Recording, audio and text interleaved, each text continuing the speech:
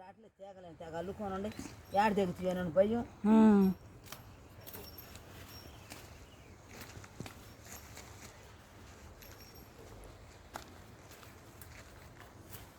కింద మరీ కిందకి తెప్పిస్తున్నావు.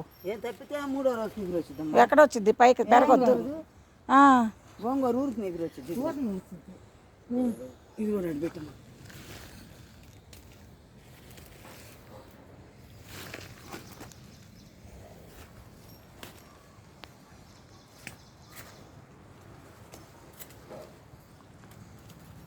ముడత వచ్చింది వదినా ఒక్కొక్క చెట్టు వచ్చింది. వాన గురించి వస్తుంటే వాటికి మందులు వేసుకుంటా ఉండాలి. వచ్చింది వద్దులే అప్పుడు బాగా. అయితే మళ్ళీ ఏం కాదు. అదిగో ఆగు ఆ చెట్టు కూడా పెద్ద చెట్లు 2 ఉండి చూడు. ఆ పెద్ద చెట్లు 2 ఇగో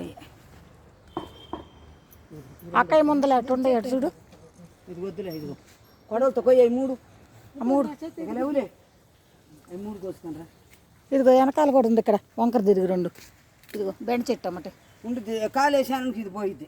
ఏది పోదులే. నువ్వు నీకు కాలు లేకపోదు కదా అందుకని. కమ్మకి బాగుంటాయి చెట్లు.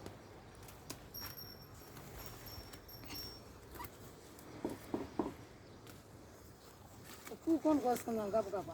ఇదిగో వదినా ఇది తెల్ల గలిజేరు.